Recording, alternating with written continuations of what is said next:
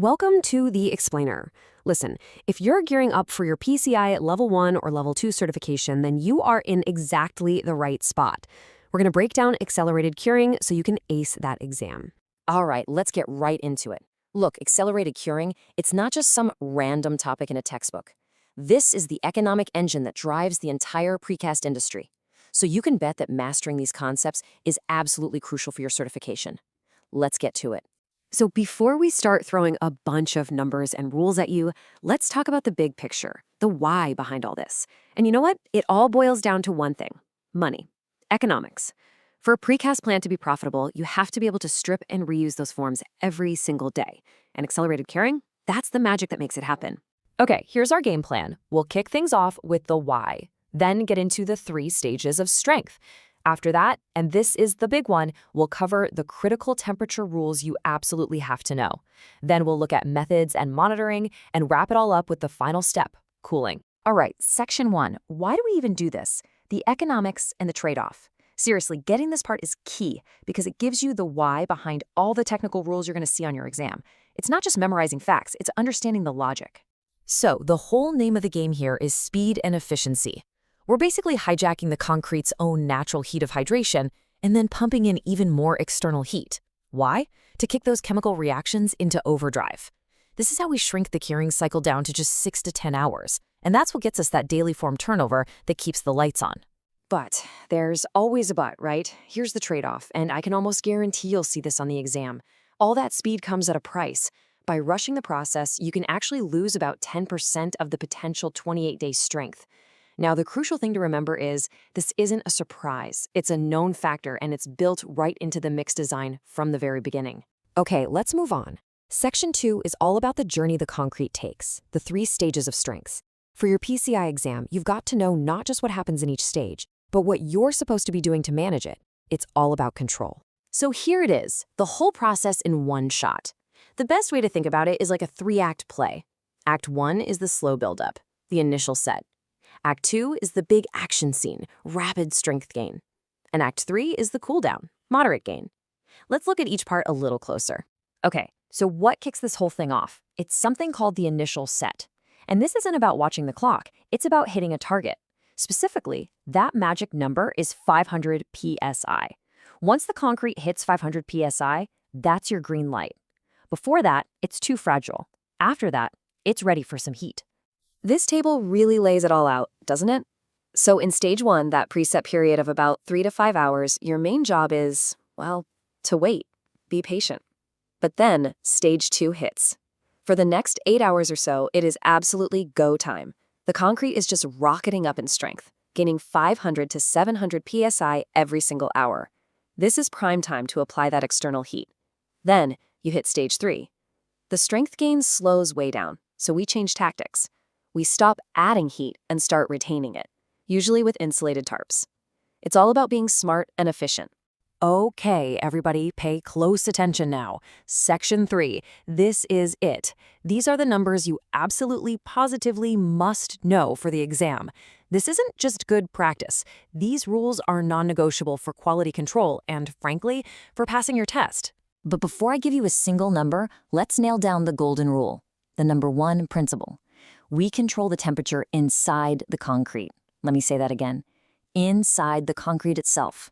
Not the air in the enclosure, not the steam from the boiler.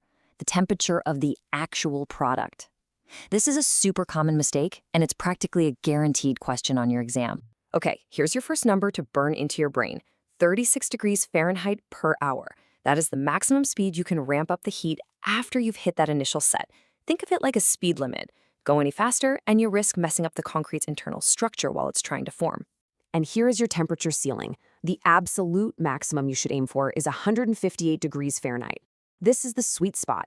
It's hot enough to get that rapid strength gain, but not so hot that you cause problems down the road with durability. 158. Remember it. Now, you know exams love exceptions, right? So let's cover those. First, during that preset period, before you hit 500 psi, you can't let the concrete get hotter than 104 degrees. Got it? Okay, now if your final product is going to be in wet service, you can actually push the max temperature up to 170, but only if you're using specific cement modifiers. And for dry surface products, you can even go to 180, but that comes with a big string attached. You have to have done testing for ASR and DEF to make sure the product won't have long-term problems. Okay, so we've got the rules down. Now let's get practical. Section 4 is all about how we actually do this stuff in the real world. We're talking about the gear we use to apply heat and, just as important, how we monitor the whole process to make sure we're on track. You've basically got two main options for heating. First is live steam. This is great because it brings both heat and moisture, which the concrete loves for hydration. The big rule here, the steam jets can never ever point directly at the concrete surface. Your other option is radiant heat, which uses things like hot pipes or electric elements. This works great, but it's a dry heat. So if you go this route, you have to make sure you're keeping moisture in, usually with covers or a curing compound. So, how do we prove we followed all these rules? We monitor everything. And this isn't a suggestion, it's a requirement. Here's your checklist. You need self-recording thermometers that chart the entire time-temperature relationship. You have to place at least one sensor at what you expect to be the hottest spot. And here's the big one for QC, your test cylinders have to be cured right there with the product, going through the exact same cycle. That's the only way you can truly verify your stripping strength. All right, we did it. We heated the concrete, it's hit stripping strength. But don't celebrate just yet. We're not finished. Section 5 covers the final crucial step, cooling. And trust me, if you mess this part up, you can ruin everything you just did. The manual says it best. Units should be allowed to cool gradually. And here's why. If you cool concrete too fast, the outside surface shrinks while the inside is still hot and expanded. That creates a massive amount of stress. And how does the concrete relieve that stress? By cracking. That's thermal shock. And it's why cooling down properly is every bit as important as heating up. So, just like we had a speed limit for heating up, we have one for cooling down, and that number is 50 degrees Fahrenheit per hour. That is the absolute maximum cooling rate. Any faster, and you're rolling the dice with thermal shock and potentially cracking your brand new product. So how do you know when you're done? When can you finally stop this controlled cooling process? The rule is pretty simple. You have to keep it up until the internal temperature of the concrete is within 40 degrees Fahrenheit of the outside air. That final step prevents a last-minute shock when you finally move it out into the yard. Okay, let's wrap this up with a super quick rapid-fire review for your exam. If you remember nothing else, remember this. 1. Know the 3 stages and what to do in each. 2. Memorize your key numbers. 158 for max temp, 36 per hour for max heat, 50 per hour for max cool. 3. Always, always, always measure the concrete temp, not the air temp. And 4. Cooling correctly is just as important as heating correctly. Got it?